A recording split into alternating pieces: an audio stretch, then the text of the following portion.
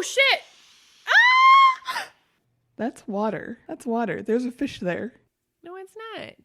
Yes. Okay, I don't know if you know, but waters live in fish.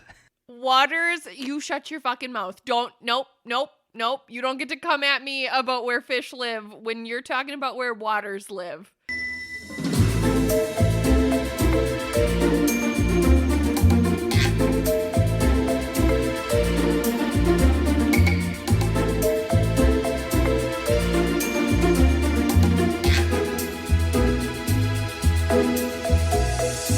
Hey there, lovely. Hello. How goes it? It was better before when I was fully clothed, and now here we are. How goes it for you? Just gonna leave that hanging? I mean, I should at least wait until we talk about what we're drinking. All right, that's a deal. I am good, just exhausted. Why are you exhausted? Oh, Moose got up early.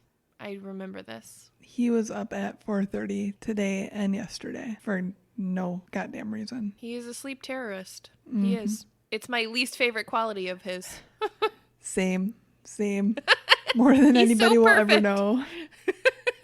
He's so perfect in every other way except this. I walked in and I was like, what are you doing up, buddy? He's like, watch Blippi, which is a super annoying fucking show. I was like, no, it's not, there's no birds outside. It's not even bright out. Go back to sleep. And that didn't happen. There's no birds outside. Oh, yes. I really thought he was going to grow out of that. I really thought he was going to and maybe he still will. Who knows? But also to wake up at 4:30 and be that happy and excited and ready to take on Blippi and the day, I'm just saying, you might really legitimately have a fucking morning bird on your hands. Yeah, you got that from Nick. Definitely not me. I know, because then I was also thinking, I was like, that could totally play to someone's advantage. He's going hunting with someone in the morning. And then I'm thinking about it, and I was like, you're going to be sleeping in. Take him. Get up with him. Yep. Go. Be free. Let me sleep.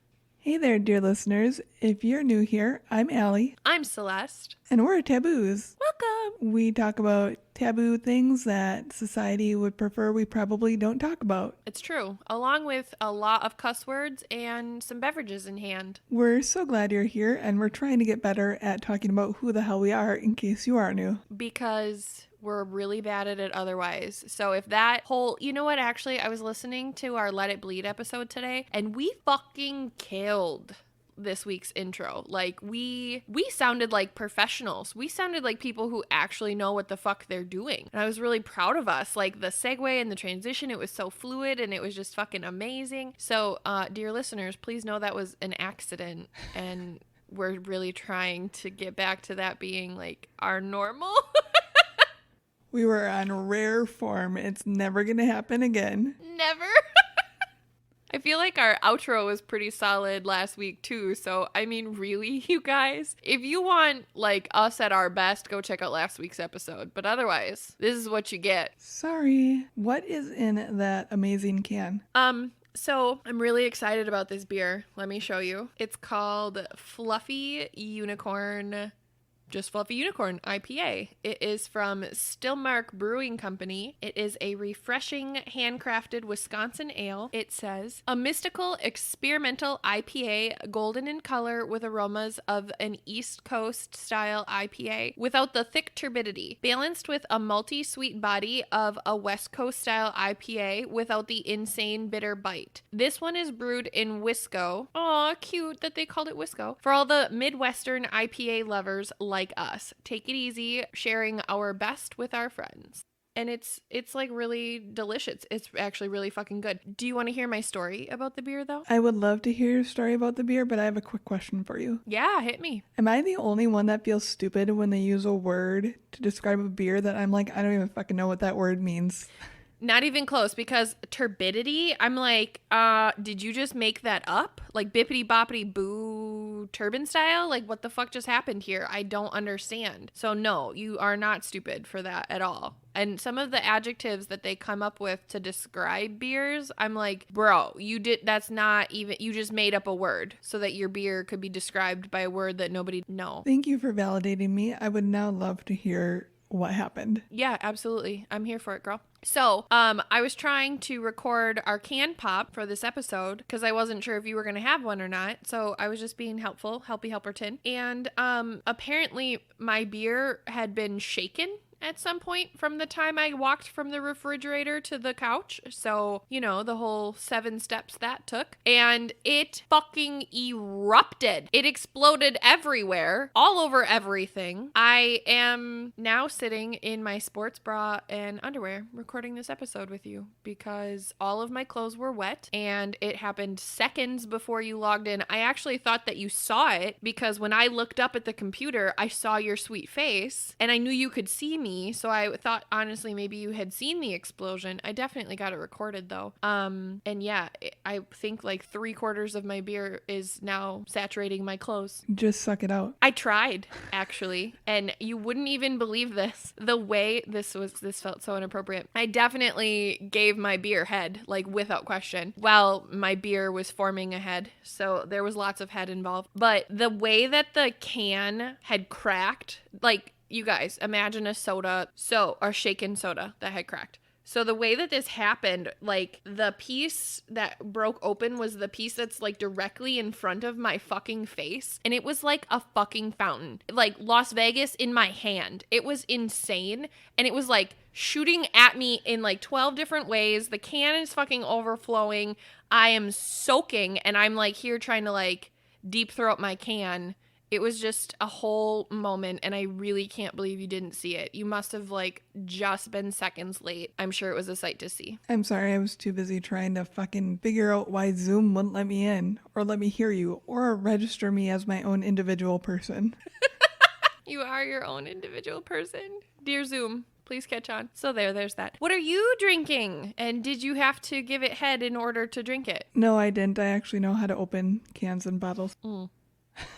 Thank you. I appreciate your love and support in this moment as I'm sitting here practically naked talking to you. Thank you for being so supportive. Anytime. I am also drinking an IPA that Nick brought home. He brought it home specifically for me to try this one because I've had it in the past and I wasn't a huge fan, but my taste buds have actually changed over the years to where I enjoy IPAs now. So this is Bell's Two Hearted. There's a fishy. Oh, cute. Fish. And let me see here. Is there a description? Tell me why that bottle looks like it was made in a Bass Pro Shop. Because there's a maybe bass on it. Because it looks like it came, that looks like it came off a fucking shelf at Bass Pro Shop. Don't you fucking lie to me right now. Sure. It's the camo, it's the fish, it's all of it. Just clarifying, that's the water, that's the fish. There's no camo in this picture. Okay. Deal. Why does the water look green?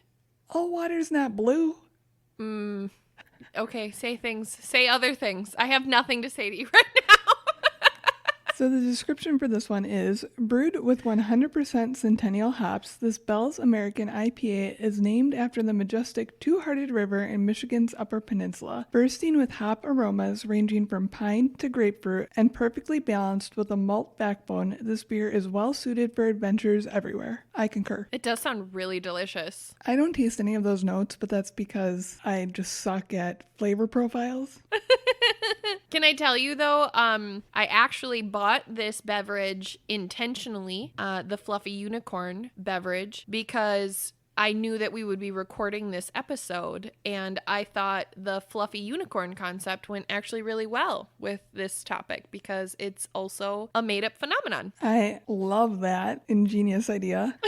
I really did. I put thought into this. I really legitimately did that. I ironically also think that this Two-Hearted ties into the episode very well because what we're about to discuss is very two-faced and they don't have their hearts in the right place. So, look at what we did being all philosophical and shit. Woo! Yes, girl. I got all excited for a second. I even did like a little booty wiggle. So, dear listeners, today's topic is kind of broad and small at the same time. And I feel like I have to kind of explain myself on it. So, today's topic is a smaller look at the dangers of religious broadcasting and the religious frenzy and monster that is televangelism. The reason I wanted to cover this is because there's a lot of bullshit in televangelism and there is a lot of danger that comes with the religious frenzy, like I said, that it can create. And I feel like the people that have caused damage in individuals' lives due to the personas and falseness that they create don't get hit with what they deserve. And I think we should talk about it. I agree with all of that, a bajillion fucking percent. I have like a 6 degrees of separation, but it's not 6 degrees, it's 1 degree from some very, very good people who are very, very wealthy, who have pretty much lost everything because they gave it to a televangelist church. And I mean, whatever the fuck, you're gonna tell me what they're called, but they're fucking Mac Daddy, whatever the fuck he's called. You can already tell. You guys, this is my attitude about this whole episode. So they like gave all their money to this pimp who was singing about Jesus on TV, and now they have nothing. Well, that's not true. It's not that they don't have nothing, but they went from being incredibly fucking wealthy to being like median income family, and that's just fucking sad to me. That's so fucking sad to me. And this guy, the guy who, again, like, we're gonna talk about this, I know, but he has like so many criminal cases against him. He's been found guilty of shit, and like he just keeps resurfacing because he's a fucking cockroach. And that's how I feel about this whole thing. So I'm excited to learn, but honestly, that's like my only experience with this is that one story. And like just recognizing it's fucking trash. So I'm really excited to hear what you've learned. I'm really excited to actually have like a legitimate conversation about this instead of just an opinion based conversation. So yeah, hit me with the hard shit. I had no idea about that, and that's exactly how I feel about all of it and why I wanted to cover it. So that inside perspective is super interesting to me, like spot on. Thank you. Yeah, it really is. And I think that's the other part of it that people just really don't understand is like, okay, I'm confident we're going to get into this, but you guys, we're starting a religious episode. So let us say, Allie and I are not religious people, all right? We respect everybody in their faith. We respect anybody who believes in anything. However, we have an issue with the way that organized religion works outside of an individualistic perspective. We struggle with the concept of a religion as a business or as, like we said, an organization. So this is that's part one. The other thing is people don't understand, like, churches don't need your money. They don't need your money. They don't, you please hear me say that. They don't need your money. Churches are tax free. They basically have their property for free. Like, everything about a church is supposed to be considered under a nonprofit. So they don't need your fucking money. There's nothing that they can't write off in taxes. So for churches, I keep wanting to say banks, which I would actually rather talk about, to be honest. Churches, when you spend thousands upon thousands of dollars for the church, you're really just feeding the monster. You're really pissing away your money. And specifically with televangelism, the people they hit, the amount of money they fucking take, it's insane. It's insane. It's insane. Oh my God. So I think that people just really don't understand the volume of money we're talking about, people missing, people's lives being ruined by these fucking con artists.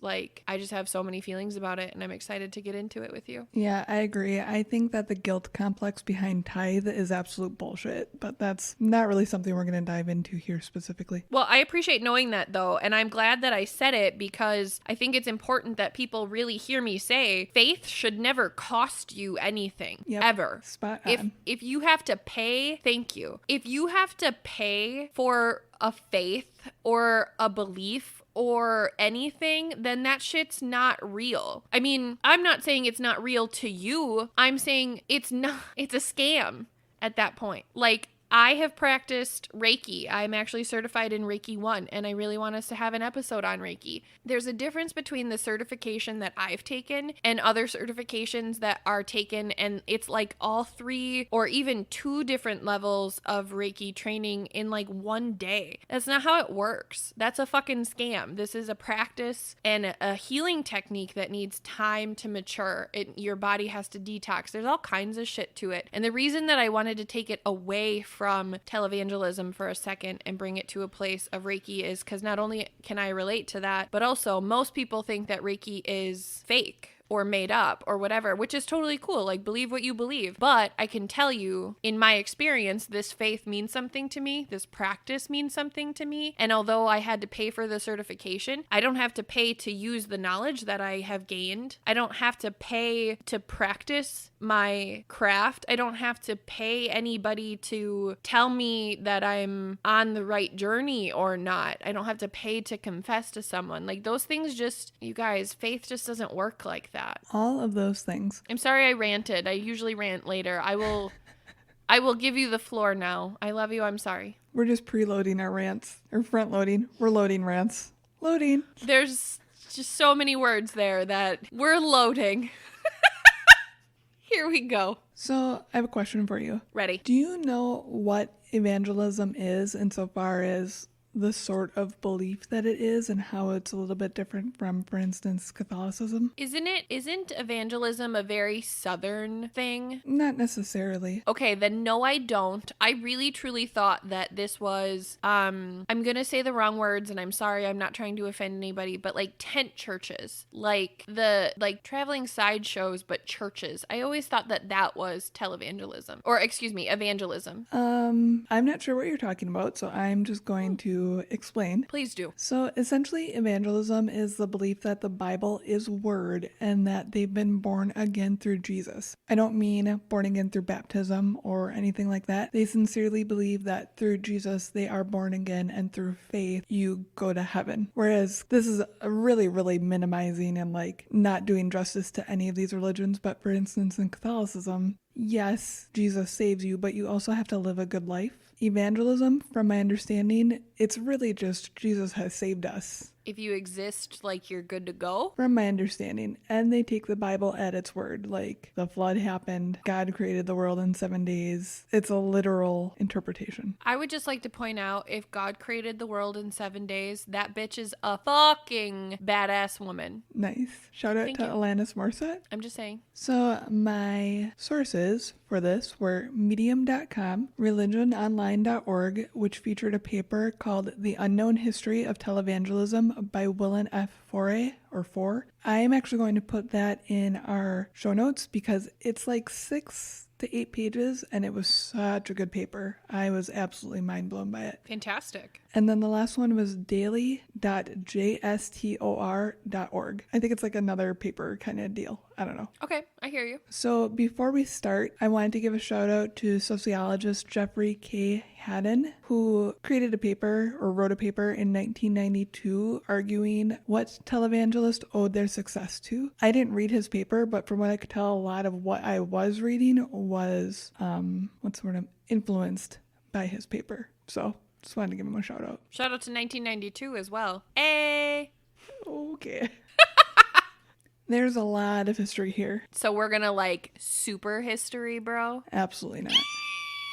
Televangelism's roots comes from the arrival of the household radio in the 1920s. The first U.S. radio stations included religious programming. One person, unfortunately, that gained notoriety in this time frame was Catholic priest Father Charles E. Coughlin, something like that, We're gonna go with coffin because it seems more appropriate. who was essentially an racist asshole that used his pulpit to spew his political rants and covered them in the guise of being related to faith. Fuck racists and double fuck racists who use some sort of religion to mask their fucking racism. Y'all can go fuck yourselves hard. Thank you. Have a great day. In 1934, the U.S. Congress passed the Communications Act, which granted the Federal Communication Commission to grant, or FCC, shout out to Eminem. Hey, Slim Shady.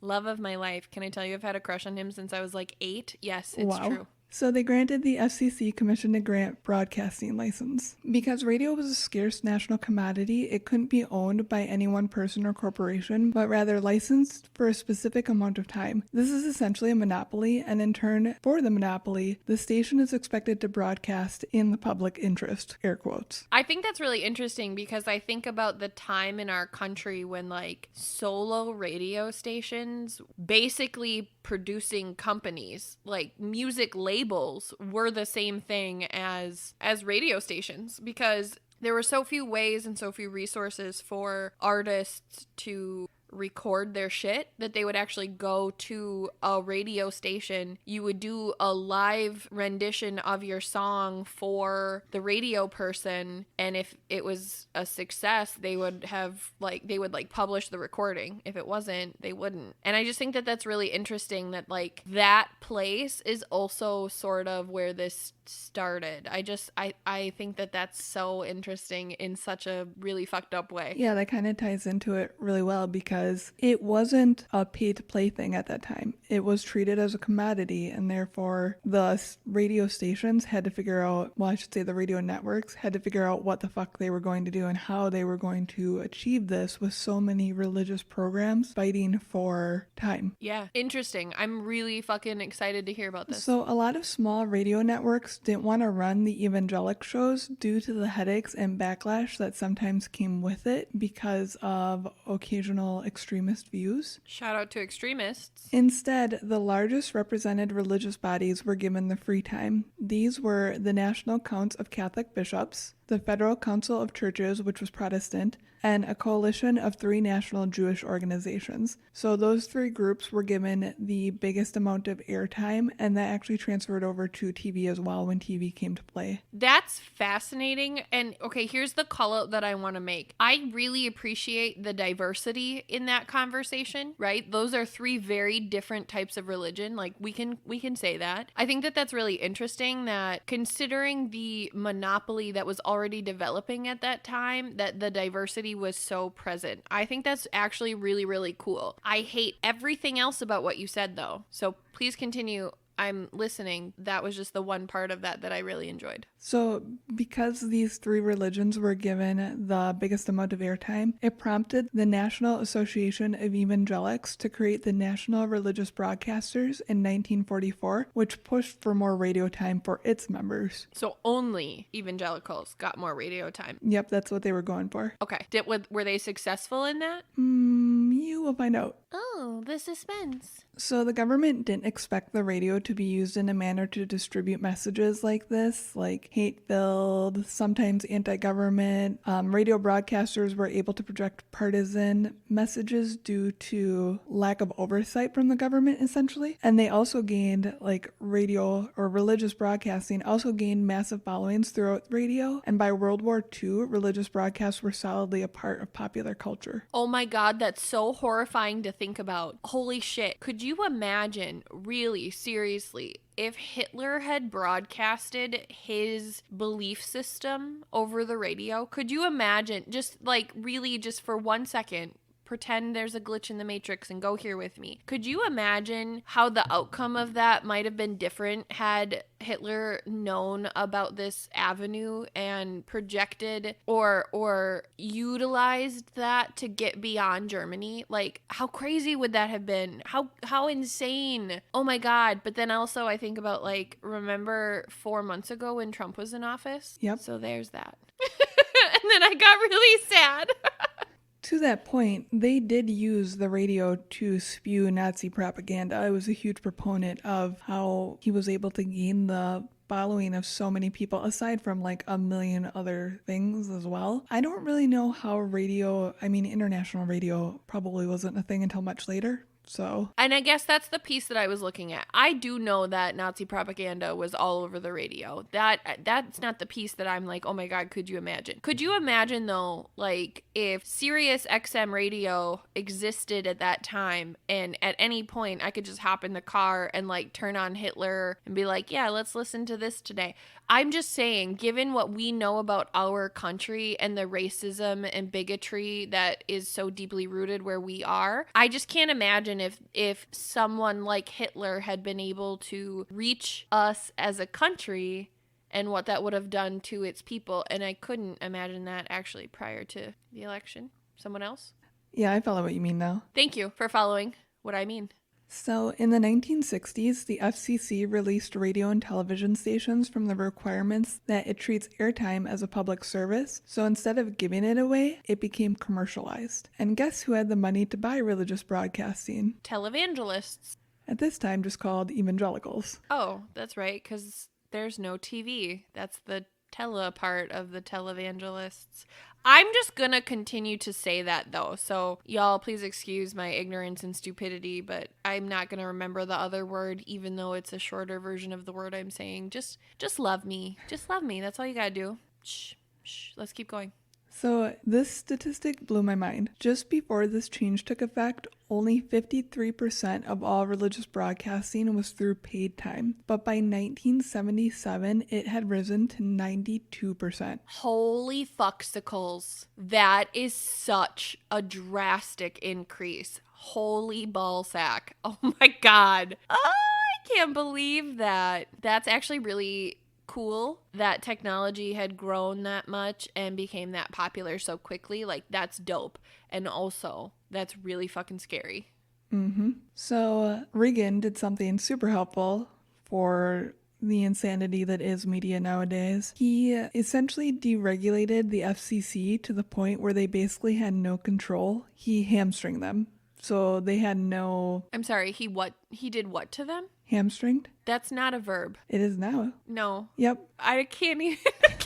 He crushed them with his ass cheeks? Like, what does that even mean? He hamstringed them. Allie, stop this. What are you saying to me? It's like you're trying to speak to me. I know it. I'm Googling this. He hamstringed them.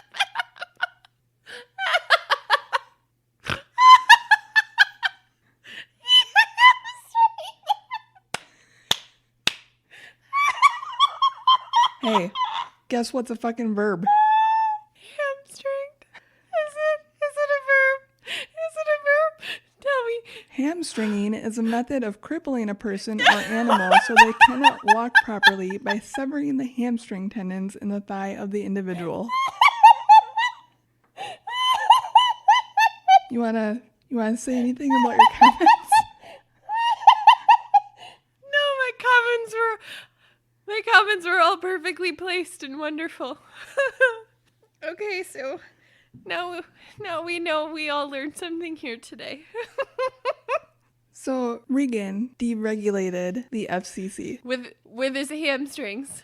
Yes, exactly. He never skipped leg day. He actually installed a chairman who publicly proclaimed that, quote, television is no different from a toaster. To him, the TV was just another appliance. That is fantastic considering where is radio now? And that sounds really ironic and terrible because we are a podcast, but that's also a testament. We're a podcast. We're not on a radio. Seriously, where is radio now? NPR is like dying. It's not even funny. Well, what he meant to that is that television will have no impact on people's daily lives. It has no additional importance outside of what your refrigerator or your toaster could do. They didn't take into account how impactful broadcasting is. Oh, you mean, okay. I understand what you're saying now, and although my statements were correct, I was not speaking in the same context that you were. So thank you for allowing me to have my moment of thought exploration, but also redirecting so that I was understanding. He was basically saying, like, this is just another appliance in your house. Like, it has a function, but it's not a big deal. Yep. And I did not understand that that's what you meant. So I appreciate the redirect, and thank you.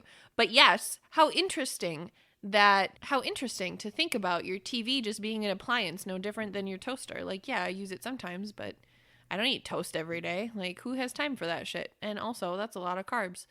And TV is like the same thought. So yeah, I'm totally with you. And it really interesting that people underestimated broadcasting to that degree. I can't believe they were so far off the ball. So far. People are really like begging to be molded and not think for themselves. So that's fascinating that people really underestimated that. Mm-hmm. So pretty much everything became commercialized and large corporations were able to buy up all the networks. Televangelists were in this hungry hippo frenzy. Hungry hippo. Once the television became a staple in the common household, evangelists adapted to that media delivery system. They asked their listeners and audience members for donations to help fund airtime. They would play on spiritual guilt and persuasion to help obtain the funds. They needed these donations for airtime or they wouldn't survive. If you want to help Christ's message grow, fund our show. And of course, this was all tax-free due to being a religious organization. That's the thing that pisses me off the most about all this. All this. It doesn't matter what religion we're talking about. Like I said before, if there's ever a religion that asks you for money, even in a donation capacity, because they have to ask for it as a donation because they're a nonprofit organization and it gets taxed differently. They can't ask you to pay for anything. They can't ask you to be a member. They can't ask you to be a fucking anything. Like, you are allowed to be there and practice, right? As long as you're not hurting anybody and you're following the rules and whatever the fuck. But money is never a question that comes into play with any sort of authentic belief system. And you never have to pay to worship shit, okay? Literally. When you pay to worship something, you are paying to worship shit. You might as well pop a squat on the fucking porcelain throne and dump one. And then pay yourself for that because it's basically the same experience. You are being scammed. It is a ripoff. They are fucking you. They're pocketing your money. They're not using it for what they're saying they're using it for. Do you know why? Because they don't have to pay for anything. They do not have to pay for anything. What could they possibly need with your money that you don't? If you can answer that question for me, I will support you paying them. But until you can do that, no.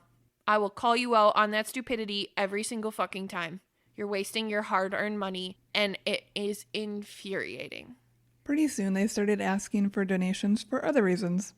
Around this time in the 1960s, charismatic Christianity was on the rise. This is essentially exactly what it looks like. Grand proclamations of feeling the Holy Spirit, performing miracles, and lots of, "Can you feel it, brother?"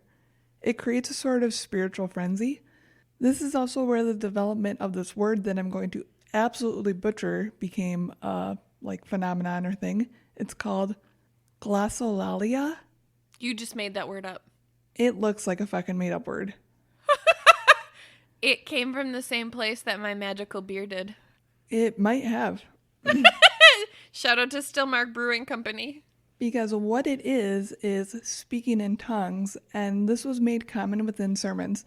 So I can't remember the individual that I watched that was doing this, but literally he was talking and then he was like, and if you have stomach problems, send the money now. I was like, what the fuck is going on? That's literally what it was. Y'all gotta have more than 3 brain cells to see past that shit. And that's not asking a lot. Find 3 brain cells. You've got it. It's this. I can't even believe we're having this fucking conversation. I can't. Please continue. Let's fucking get this over with. With all the spiritual awakening, religious leaders were able to obtain financial donations from viewers for healing experiences that they performed. The cash was keeping the healing coming, essentially. So, if you are a good person and you give this money to help serve Christ, Christ will give you wealth and health, which was actually called the prosperity doctrine. Let's just sit with this for 1 second. You're going to pay Jesus money so he can make you wealthy? First of all, bro had sandals and a fucking toga. He had no money. He doesn't need your money, and he's not giving you money. So, I just need to say that again. This also allowed for missionary trips around the world to try to convince non-Christians to let Christ into their lives. Do you know what missionary trips really are, Allie? What? Colonization. I feel so fucking strongly against religious mission fucking trips. It's actually disgusting. This is a totally different episode, and I'm not going to rant on this, but I feel very strongly about the concept of mission trips. I feel very strongly about the guilt and the sense of property and debt that is owed by these countries when white people who want to save somebody, but they only want to do it in their way with their word and their God. And that's so fucking stupid. I agree. Add it to the list. Fuck Christopher Columbus and mission statements. Mission trips. Missions. 007. Wow. That just went somewhere I completely didn't expect. I'm so angry, and maybe I drank that 1/4 of a beer way too fast. Who knows? Bond. James Bond. Ba-da-da-da-da-da.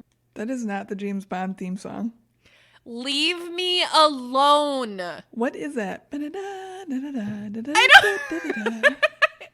It's spy music. I don't fucking know. I've never seen the James Bond movies. I can't. They're too slow. You would know the theme song if you heard it. And what the fuck? You don't like Daniel Craig? Get out of your house. You're banned.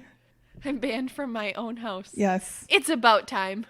These missionary trips in turn caused televangelism to become a global sensation in both developing countries like Ghana and developed countries like England, which turned into a Christian media empire since televangelism's arrival there in the late 1980s. Fuck all of this.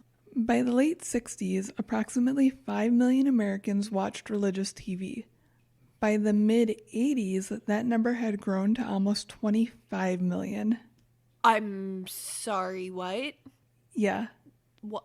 There are over 25 million people who only have 2 brain cells? How is that possible? I wasn't ready for the number to be that real. That's a lot of people. Mm-hmm. That's a lot of people with only 2 brain cells. What the fuck? Oh my God. They make like 1 brain together. I can't. I can understand watching some religious programming from like your local church. I wouldn't really consider that religious programming though. That's different. Yes. I agree with you completely, especially in the COVID environment. Okay, like here's my asterisk to this reaction in this statement. I recognize that now that we're in COVID, a lot of practices have moved to a virtual platform or some sort of other platform. I'm not knocking that, okay? I have my own feelings about that. That's separate. That's not what I'm talking about.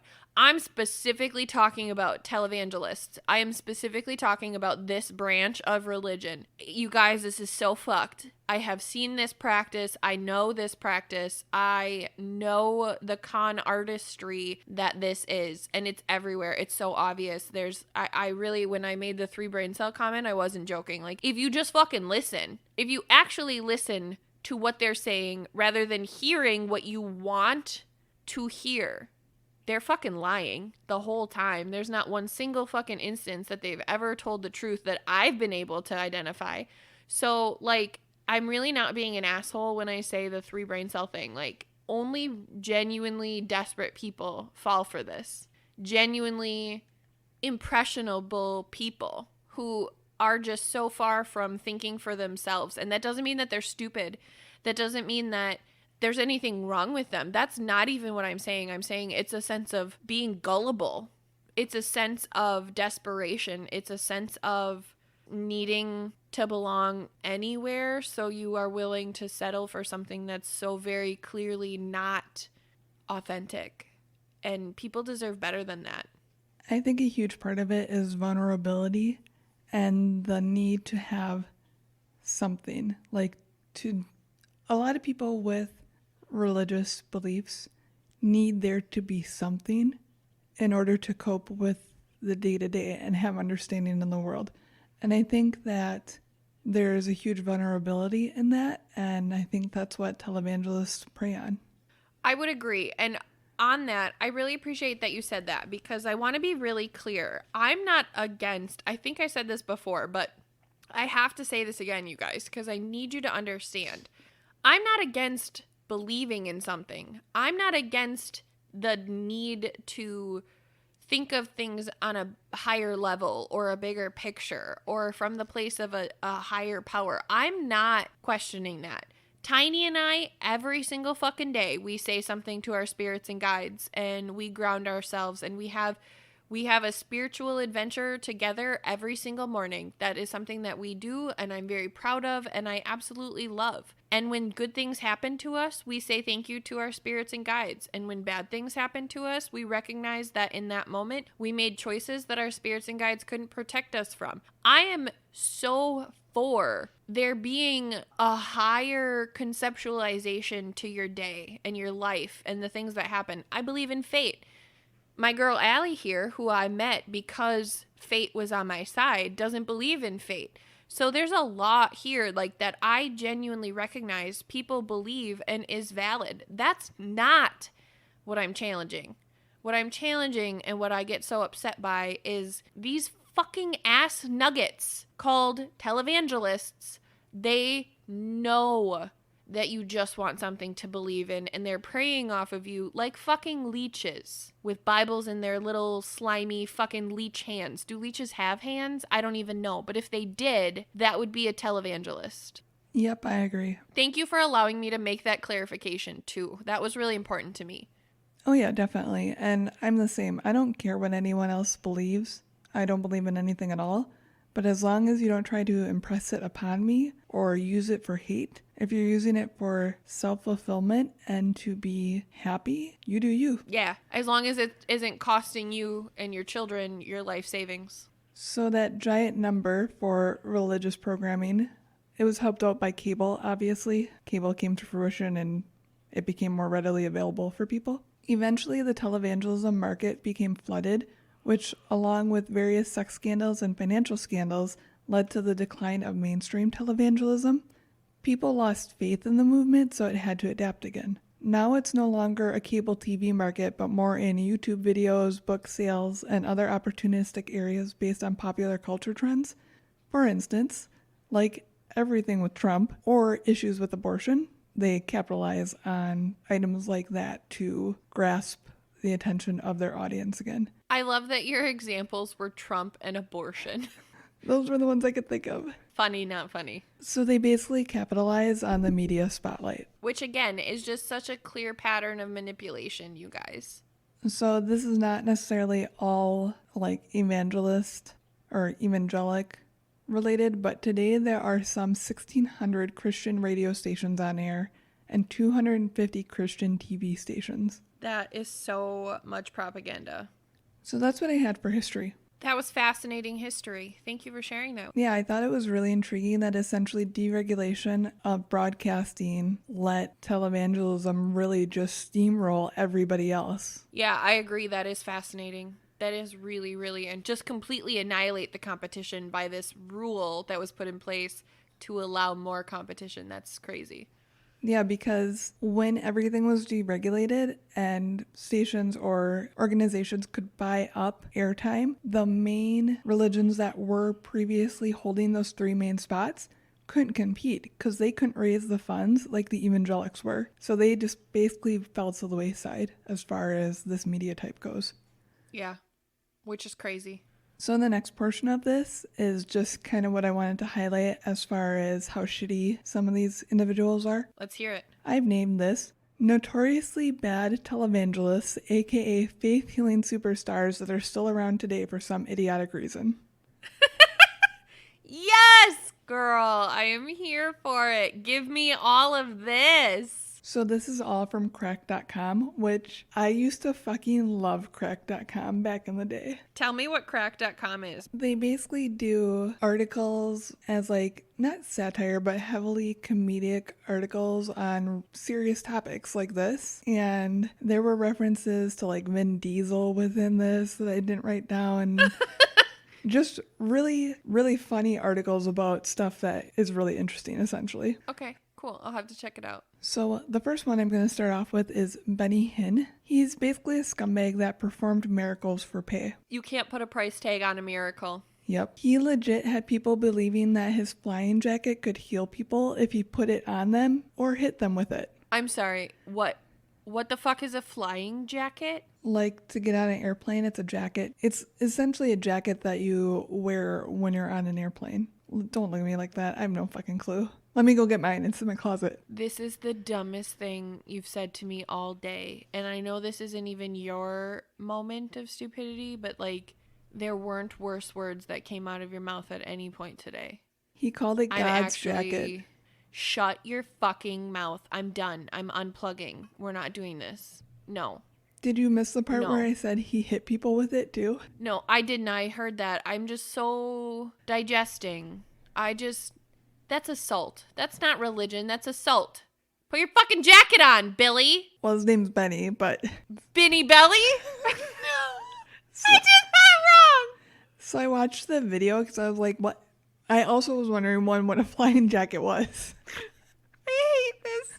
Just kill me. And two, I was like, wait, what?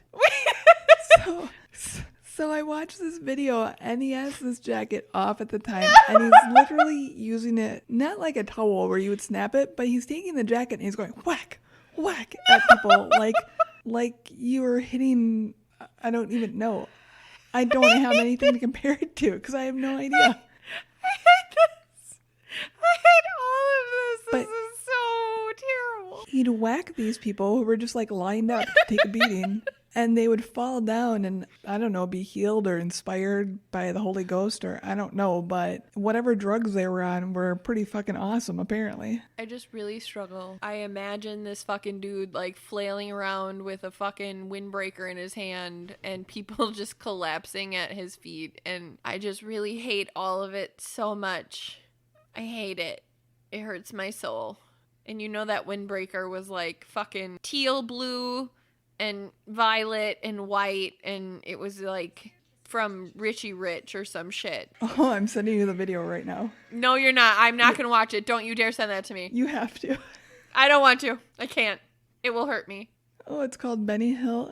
I keep calling him Benny Hill. Benny Hinn and the Magic Coat. That's better than when I called him Benny Belly and you missed it. I hate my life. Benny Belly.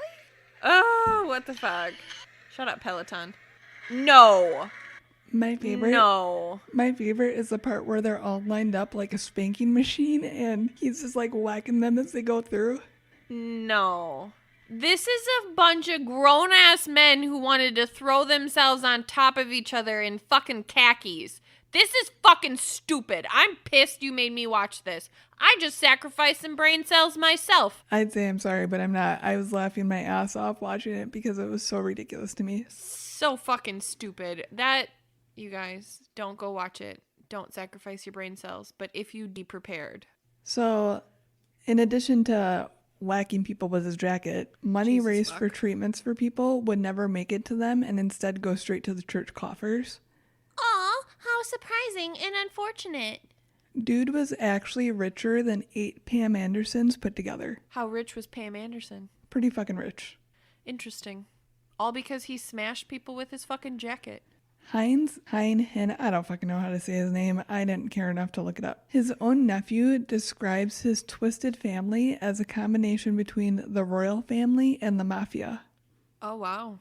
You know, that's actually not surprising to me because you'd think like they would have to maintain the imagery of the royal family, right? To be perfect and primped and proper and this like ideological presence, right? But then you're totally right. Let's go back to, dear listeners, they're fucking con artists. And I actually have the utmost respect for the mafia, specifically the Italian mafia back in the 20s. Shout out to some family members. But like, those people weren't honest people. Those people were not the same as the royal family, okay? So I really think that that's super accurate and really like the best description that there could be. So I actually really appreciate that he shared that and that you included that in your research. Not a problem. So I Googled him, obviously to look up this jacket thing, and the first link on his page when you Google him is donate now. Shut up. Fucking gross. If you need someone to slap you with a jacket, you can come to my house. I'll do it for free. Please refer back to our BDSM episode. Safe word is picnic, just so you know. So the next asshole. The next asshole. I can't wait to hear what he hits people with. You're gonna love this name. Hit me. Creflo Augustus Dollar Jr. It might No. not be real. Hint, hint. No. That's not on his birth certificate. His mother didn't name him that. No. So this dude has a freaking mansion. Like I can't even describe his property. I really have no words because I looked at it and I was like, nuh-uh. And the cracked comment on it was something to the effect of, oh, you're probably thinking, man, that's so sad. This property is definitely missing its airplane. That's disgusting. That's disgusting. And also so important and relevant because the victims of this type of fraud don't understand that that is where these people live.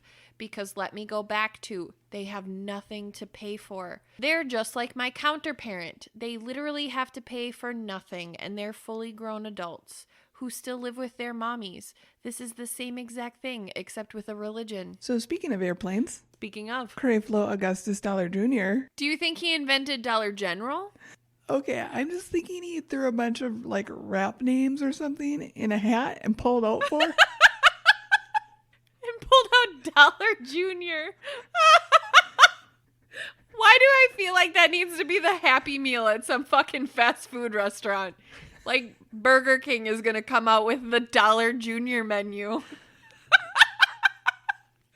It's half the chicken nuggets.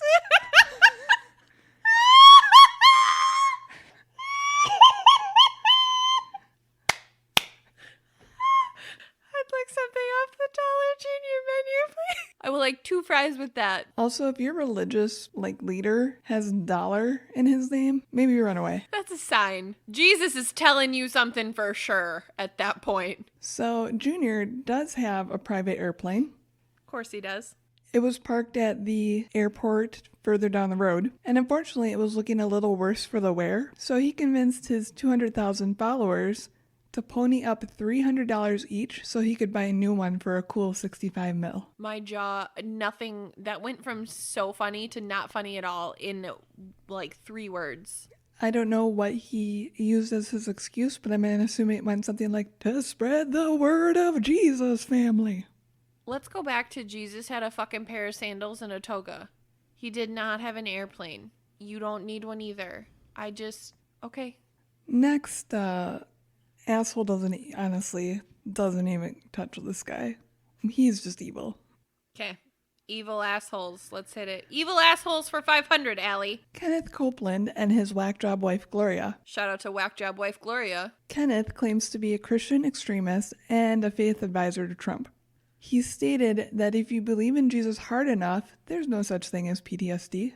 I'm sorry. As someone who has PTSD, I would like to personally tell him to go fuck himself kindly, because if me believing in Jesus could get rid of my PTSD, I would be singing hallelujah every single fucking day of my life. I would do anything to get rid of my PTSD. And that is a bold-faced fucking lie. PTSD is a medical and mental condition. Gloria has said about the flu season, we've got a duck season, a deer season, but we don't have a flu season. Jesus himself gave us the flu shot. He redeemed us from the curse of the flu. Oh, he gave us the flu shot, did he? Did he really do that? He put on his fucking lab coat and he analyzed some bacteria and he came up with an antibiotic for us. Did he? Really?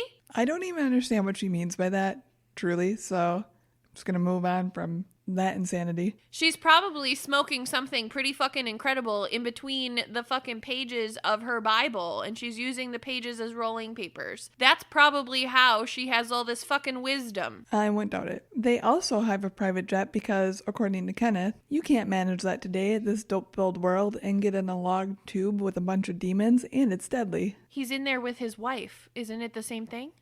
Oh, snap. Burn! Also, I have to say, this guy looks legitimately insane. He looks like a caricature, or he should be a supervillain in one of the Batman comics. Like big head, little body? Like scary-ass Joker-ish kind of smile, but not like...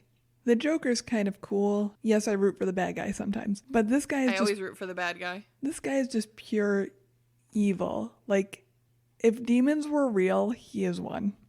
So I actually think that's really important to recognize, and I appreciate that we both said it. I always root for the bad guy in comic books, and most of the time, like in especially like comic book based movies, villains, you guys, I get off on villains, okay? I'm here for the villain. But the only reason that I appreciate villains in those stories is because they are reflective of evils that exist in our world today. And in our world, I don't want those evils.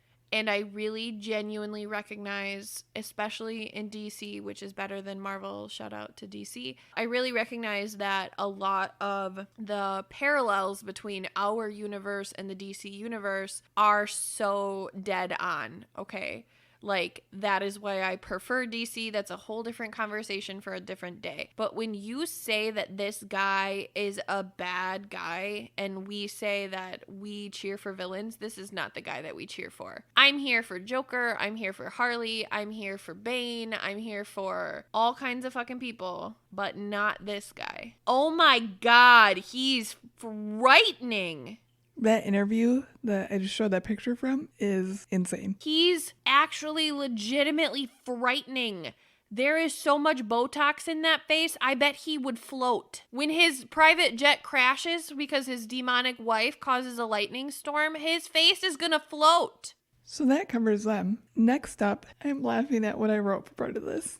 Next up is Jim Baker. That sounds like a normal name. He actually kind of got very minuscule amount of comeuppance. Jim was sentenced to 45 years in prison on 24 accounts of fraud and conspiracy, but he only served a few years. Why? Because our fucking legal system and justice system is fucked. Good manners, good whatever the fuck it's called. Good behavior? Thank you, that. Good manners. Excuse me, officer.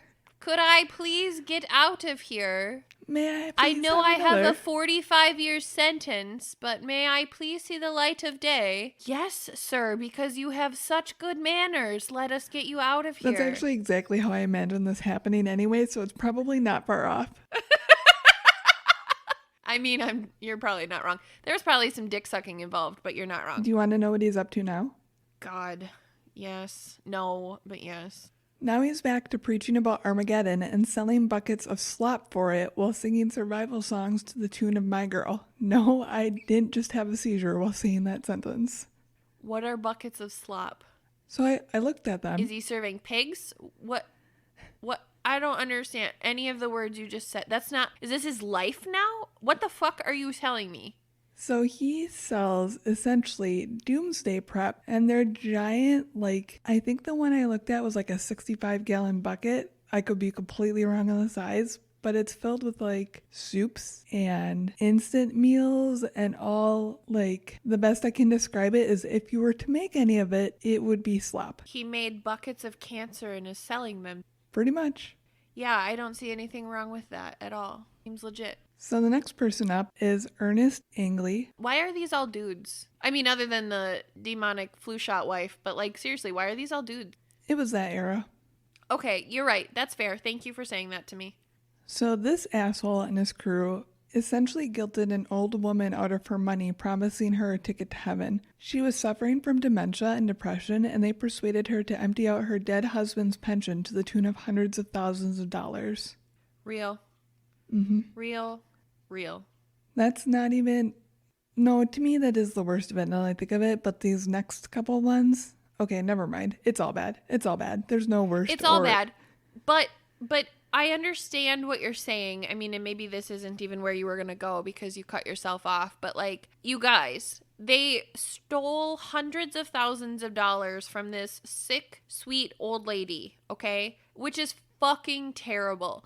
But do you know how many sick, sweet old ladies there are in the world? And do you know how many of them have fallen victim to this? So it's not just that they stole $100,000 from one sick old lady. They're stealing billions of dollars from sick old ladies. They're stealing so much money from people who just want something to believe in. If you don't understand that that is sad and disgusting and despicable, just get the fuck out of our show. Don't come back, please. If that's confusing to you, have a great fucking life. You don't need to be here. I just have a really soft spot in my heart for old people that are in hard situations, and anyone who takes advantage of anybody that is at a rough point in their lives, especially if they have dementia or Alzheimer's or anything like that. The person taking advantage needs a swift kick to the face, and I will be happy to deliver that blow. I agree with you completely. And honestly, my grandparents aren't sick, okay? My grandparents don't have memory issues, but I know my grandma well enough to know that if somebody called her and was like, hey, Jesus needs your help and a couple $1,000s, my grandma's an incredibly intelligent woman, okay? And she's feisty as fuck, and she's literally everything I want to be when I grow up. But my Grammy also is incredibly gullible, and she's just like, she's just pure. She's just like a 12-year-old trapped inside of a 78-year-old woman's body. Like, she just is innocent and pure and sweet and good. And if somebody asked for help like that, she'd be all for it, because it would mean something to her. It would mean that she was helping. And it would also mean, as a good Christian woman, that she's doing the Lord's work. Like, those things are the things that she would tell herself. And I swear to God, if anybody ever fucking swindled my grandma, I would abandon being a pacifist and I would fucking hunt them down. I mean that. So really, when I think about what televangelism does to people, I picture 1,000 versions of my grandma. And that's where I come from with this topic. Yep. So aside from that piece, there were accusations of him groping male subordinates and widespread sexual abuse. Of course there was. He also had a weird thing about showing up to surgeries for vasectomies post-ops and staring at the genitalia and praying the swelling away. Your face right now. Just, what did you just say to me? Yeah, Don't repeat it. Don't. So here's an additional part that I didn't put in here. He would actually convince his members to get abortions and vasectomies. And then he would be like, by the way, I'm showing up to your post-op for your vasectomy. I'll help pray away the swelling. Who let him in appointments? No one was like, bro, it's weird that you like swollen ball sacks. Like, nobody said that to him. Nobody was like, no, ice is the solution, not your hands and prayer. Like, how did he get in? What? I don't like any of that. That's weird. On not even like a taboos level. That's fucking weird. Stop this. Stop it. He also thinks that believing in Jesus cures AIDS. I'm so fucking sick of people telling other people that there's a fucking religious cure to AIDS. That's so fucking stupid. Mm-hmm. And it gives people hope that isn't real and it's not fair. And AIDS is a very serious thing throughout our world. That's cruel. That's cruel. That's cruel. That's cruel. So I decided to end this section on a more lighthearted piece of shit. I don't know what could be more lighthearted than swollen balls and praying away the fucking swelling, Allie. You really knocked it out of the park there. I don't know what could possibly be better. So Pat Robinson? Nope. Nope. Pat Robertson? This dude is just essentially a moron. According to him, Scotland is evil. Like the land? Yeah, Scotland's full of sinners, apparently. Shout out to CK, sorry. We love you. It's true, we do. And I'm clearly a sinner, so I'm coming to Scotland. I mean, also, I did confess to CK this week that Scottish men are my type, both for the accent and the chest hair. So, I mean, if we need to go anywhere, now we know where we have to escape to. There we go. The land of Scotland is just evil. The land. Just what the fuck?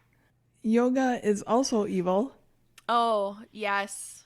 Yes, as it would be. Child's pose is definitely a sinful thing. Yeah. Lesbians, abortionists, and gays brought 9/11 on us. Of course they did.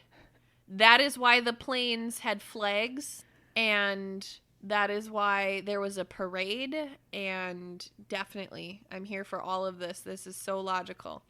And if you play D&D, you're basically Satan. So AJ and Tyler... What up, bruh? Hail Satine. Thanks for finishing that for me, because I was like, what am I saying? What do I say? So that's it. That's it for that section. I learned so much in that section. Thank you for educating me on all the things I should not do to avoid damnation. Not a problem. I feel really educated. This final bit, I just labeled weird shit and questions. As this whole episode should have been called. So these are just a few random facts and then obviously some questions that I wanted to pose to you. Okay, I'm ready. In the 1960s, Madalyn Murray O'Hair was a famous American atheist that would attack the electronic church via marches and protests. So the electronic church being radio and TV. Okay. In 1975, an anonymous letter began to circulate that stated she was trying to get the FCC to remove all Christian programming from the radio and television. The letter was passed on to thousands of conservative Christians via church meetings, newsletters, and private mailing, but none of it was true. She hadn't filed a petition. By the time it was revealed to be false, though, the damage had already been done, and the religious faithful sent letters and postcards to the FCC over the years to the tune of 30 million. 30 million letters were written to the FCC? Yep. Essentially, they just stopped... About getting... Wait. I'm not processing. 30 million letters were written to the FCC about putting religious programming back on the air or keeping it on the air. Am I understanding you say that? Yep, to keep it on the air to like negate her petition that wasn't even true. That the guy who likes the swollen vasectomy testicles probably fucking wrote. Mm-hmm. Okay, I'm sorry. Continue. Eventually, the FCC just stopped opening them and instead just put them in gigantic mail bags and shoved them in a closet. How do you fit 30 million letters in a closet? That's a big-ass closet. That's like my apartment. I have no idea. I'm dead-ass serious. Let's grab 30 million letters and see how many rooms in my house we can fill up. So this is a direct quote from, oh God, I have to scroll all the way up because I didn't copy it down. The Unknown History of Televangelism by Willem F. Foer. In a 2004 Gallup poll, 55% of Americans said they believe the Bible is literally true, including the story of Noah's Ark and God's creation of the earth in 6 days. 71% of evangelical Christians said they believe the world will end in an Armageddon battle between Jesus and the Antichrist. Those same people believe that Trump was Jesus. Mm-hmm. I believe Trump is the Antichrist. Yep. One of us is right. So that's all I had for random shit. I have a few questions for you, though. I am ready for your questions. I have nothing to say. Me calling Trump and the Antichrist was like the best thing that could have came out of that whole section. So please carry on with your question. So one of the things that I was thinking about was, did televangelism and religious radio lead to the state of our overzealous country today? Like, would America look as it does now if we didn't have this intense religious broadcasting? That is a really fascinating question. If people had really... Okay, so this is a twofold thing for me, okay? Let's pretend for a second, for argument A, that televangelism didn't exist. Or just honestly, religious broadcasting was banned, right? Separation of church and states own the fucking network companies. Like, we're not doing this, okay? And this is just how it started, because that was the question. Now networks are not owned by states, they are owned by private companies. That is a historic thing also. So let's just look at this correctly. So this never existed. Something else would have taken its place. Like, we know that to be true because branding and marketing and broadcasting, that combination has obviously proven to be so effective at reaching millions of people, at portraying only the side of the story that you want people to know, and limiting information and resources, because obviously if you are playing propaganda that says the sky is purple all the time, like, people are going to stop believing that the sky is anything other than purple, because the only thing that they have to rely on is this broadcast, right? Is this thing that says the sky is purple. So they're going to eventually stop questioning, like, okay, but I can clearly see the sky is blue. Like, they're going to stop asking that question because they're going to convince themselves that what they're hearing and seeing every day repeatedly is true over what they know in their heart and in reality to be true. And that's not fair. That reminds me a lot of George Orwell's 1984. I don't know that reference, though. It's essentially doublespeak, where they lead their population to believe something that isn't true simply by saying over and over that it is true and counter-speaking against the beliefs that were previous. That's exactly what it is. That is exactly what it is. So I actually really appreciate that you brought that reference into it, because that's exactly what I'm saying. So that's an aspect that comes with broadcasting and marketing, and that could be said for anything. That is not unique to religion, okay? So I would argue if televangelism hadn't taken over broadcasting, just something else would have, and who knows what that would have led our country to instead of where we are today. But on the other side of that coin, I would argue, yeah, probably. And if not, if the broadcasting specifically of, like, televangelism, which honestly, of the three religions that started this kind of concept, televangelism is the one that ran with it the hardest and the most successfully. So then I also think about, what if Christianity upped its game times like a bajillion So they even had a chance of standing up against televangelism, which was rocking the fucking sound waves around us as a society and what that would do. Like, that's honestly at that point just like a fucking dick measuring contest between your Jesus and my Jesus. That's what that is. And Christianity has been proven to be so effective in its outreach in a physical form, in the sense of like churches, right? Like, I mean, we live in the state where it's one church, one bar per capita. So welcome to Wisconsin, you guys. So, I mean, I'm very familiar with that, right? Christianity and different types of Catholicism are very in-person concepts, and they're very effective that way. The Vatican is its own fucking city. Let's talk about that on a different episode. Shout out to Hush Hush. But I recognize, like, is Christianity that way today because they had to fight against televangelism? Like, was it this self-proprietary monster of like, my God is better than your God, so let's fight about it forever? I'm really asking that in return to your question. So Christianity is the same thing as televangelism. Like, televangelism is a proponent of Christianity. It's just a different branch. So I think what you mean more so is like Catholicism or other branches of Christianity. Yes. That is what I mean. I knew what you meant. I just wanted to clarify. But I really appreciate that clarification, because I have been over here intentionally separating them in my mind. And I don't know why, because I hate them both. So I shouldn't have done that to begin with. That was my fault and my error. And I don't know if I've caused confusion for anybody other than myself. But dear Celeste, I'm really sorry that I did that to you, you precious thing. I know that was hard. So I appreciate knowing that. But yes, everything I said is still legitimate, with the exception of the branches. But let's also acknowledge, with Catholicism, the branches don't represent the same thing. They're not friends. They come from the same tree, sure, but like Christians and Catholics, they have different opinions and different views and different beliefs. Like, are they drastically different? No. But are they? Yeah. Mm-hmm. This is the same thing. So I go back to dick measuring contests, but then it actually even gets more fucked up, because then it's saying the way I talk about my God gets people off harder than the way that you talk about your God, even though our God has the same size dick. Yep. Which is stupid. This is why I can't stand organized religion. Or dick measuring contests. I mean, if those contests are happening, you do you guys. I fully support whatever Leave us out of it. I fully support whatever contests you feel you need to have. Please don't invite us, though. So the next thing I had was more of a statement. I just don't understand this. So the shit that these televangelists are doing is dangerous and harms people's livelihoods and does damage that sometimes can't be reversed. And they don't get any more than a slap on their wrist. They show up in tabloid headlines and maybe serve a few years in jail, and that's it. And I don't understand why.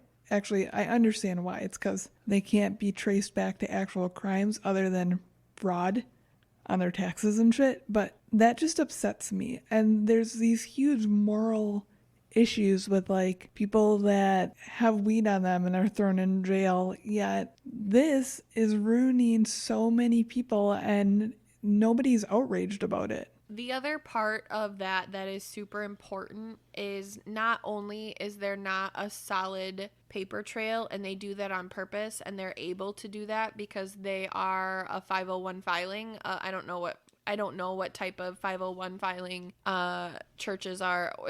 I don't. So I just know that this is a nonprofit. Like, I can say that. But not only is there a lot of flexibility for fraud in those filings, but also, let's be real, Allie, if Mary is pissed because the jacket guy stole hundreds of thousands of dollars from her and she finally caught on and she sends him to jail because of fraud, guess what else is going to happen?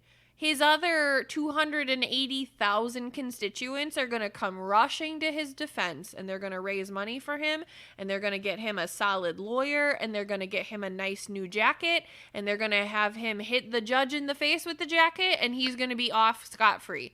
Like, that is what that will look like. And I am being funny, and I'm not being funny at the same exact time. Kyle Rittenhouse had like a $4 million fund raised for him. And primarily it was from Christians. I have a hard time with that. And this is the same thing. If one member of that congregation turned, it wouldn't matter. There would just be an endless sea of congregates waiting to step up to defend this person, to defend this practice, to defend that they got raped and all of their money was stolen. They would defend that with their lives because this is all they have left, because that is what this has done to those people, robbed them of everything other than their loyalty to this religion and to this con artist. It's like anything that would get thrown against them is like a stormy sea, and religion is the boat, and money is the sail that gets them through it. Real. That's exactly right. That was a fantastic analogy. So my last point was just one that I could not understand the entire time reading about these people. I know you're not super familiar with the Bible, but within it there is a story where Jesus goes to temple, and within the temple's courts, the merchant tables are set up and they're selling wares. And Jesus flips the merchants. Wares? Wares. Like clothes? Items to buy. Why are they wares? Like Tupperware? Items sold are called wares. I didn't know that. You thought they were called wires? I didn't know what the fuck you said because I have never heard the term wares used as the word for item. Oh, yeah. Why wouldn't you have just said item to me? Because I wrote down wares. Okay. So the merchants are selling their items. Their Tupperware. In the temple's courts, and Jesus flings their money and flips the tables and essentially destroys the place because these assholes are profiting in his zone, in a spot that's made for holiness and religion, and I don't even know what I'm looking for. It's made for spirituality. It's not made for profiteering. It's a sacred place. Yeah, exactly. Isn't that a thing, like hallowed ground? And yeah, don't know. I feel like I would get struck by lightning if I approached a church, so I've never really tried. But my point to it is that these televangelists are doing the exact same thing. No, nobody should be selling you something in the guise of religion, and if they are, alarm bells should be going off. And not just alarm bells for common sense, alarm bells for the book that you believe is real. It specifically speaks to this instance. But that's where people really get lost in this alley. And I think that that's a piece that you can't forget. These religions are so full of hypocrisy. So the concept of hypocrisy is lost on these people who are just like blind followers, the sheeple of these religions. Like, hypocrisy is just, that's their version of sarcasm, Allie. We speak sarcasm and we're fluent in it. Those people speak hypocrisy and they don't know the difference. And I'm not saying that they're not intelligent. I'm not saying they can't think for themselves. They choose not to. And they've grown so accustomed to all of these deep, intricate contradictions that that's just how they live now. They're just all like little brainwashed religious starbursts, like solid but juicy. I don't know how else to explain it. So that's not weird to them. Yeah, I get what you're saying. I get it. I know. I understand your eye roll because it's weird to us, because for us it's like, what? That literally, it doesn't make any sense. But at the same time, you know the people I'm talking about, and you know I'm not wrong. Yeah, true. I just don't get it. It's in the fucking book they believe in. Why fall for this snake oil salesman? Because the book they believe in also has the same snake oil salesman. Do you mean Jesus? Oh, okay. What do you mean? I mean the book itself. I mean the people who preach the book. I mean the priests and the pastors and the fucking people who say it's sinful for a man to lie with another man, but at the same time they're raping little boys. Oh, gotcha. Like, that's what I'm talking about. When I talk about those hypocrisies and those inconsistencies and the snake oil salesman, that's what I'm talking about. I'm talking about the concept of confession being what washes away your sins and guarantees your path to heaven. Like, that's not true. Confessing that you're a terrible fucking person does not make this better. You know what would? Going to prison for what you've done. Apologies, change, growth. Those things would make those situations better. Confessing that you've molested your stepdaughter for her whole life doesn't do you shit, bro. You should still go to hell. I don't care what your fucking guy in a college said. I really don't. But that's what I'm talking about when I talk about those hypocrisy.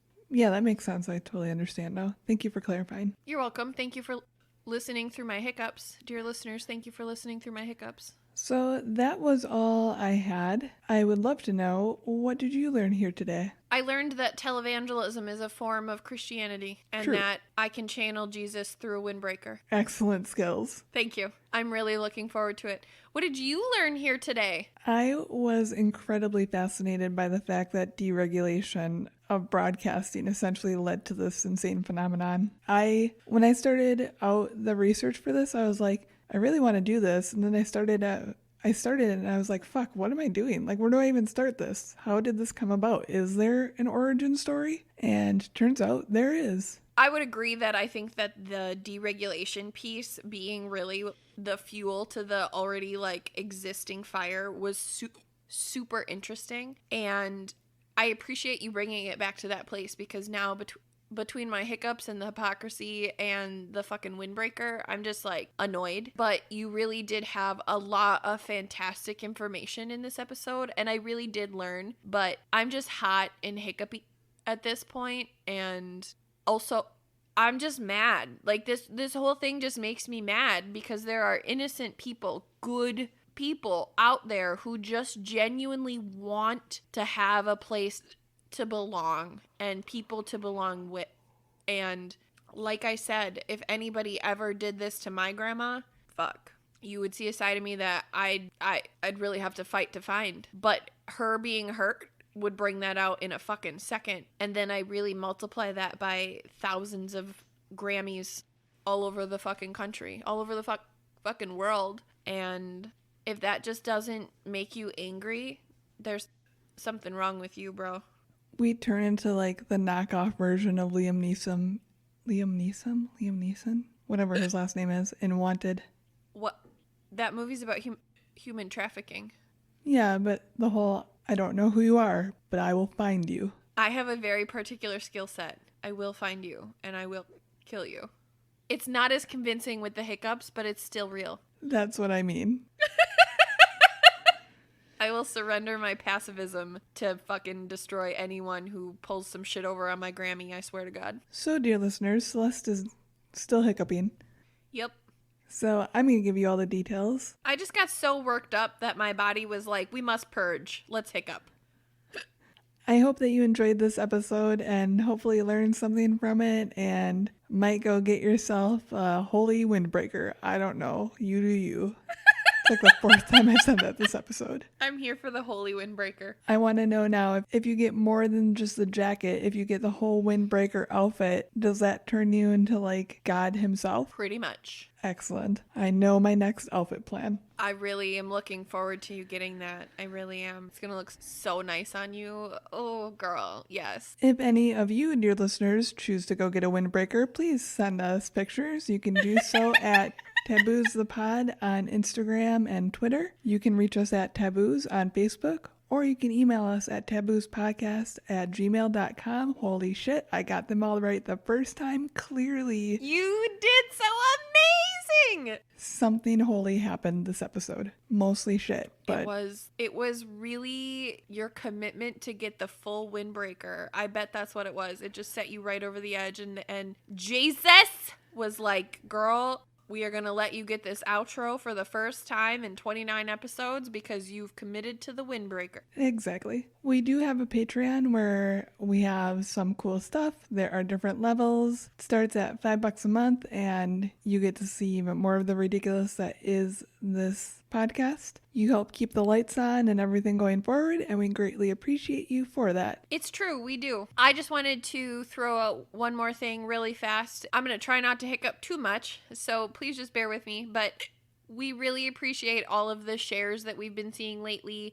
We also appreciate any reviews that we get. If you guys leave us a review or rate us, that really means a lot to us. You got last week with our menstruation episode, that skyrocketed, and I really love all of the men and women that really showed up for that episode. That was fantastic, and all of you are so meaningful to us, and we just really couldn't be here without you and your willingness to ask questions and learn things with us, and we are just so, so, so grateful for you guys. So really sincerely, thank you so much for being on this journey with us. And can we acknowledge that we're like 28 episodes in and this is the first time I've ever had hiccups on a recording? That's true. It's the devil in you. That's bizarre. Yeah, legit. I'm not even kidding. My little inner demon was like, "No, the jacket, the windbreaker. I have no defense." That's what happened. That's what these hiccups are. They're my little inner demon screaming for help. We got to get me to bed, and you got to get to bed.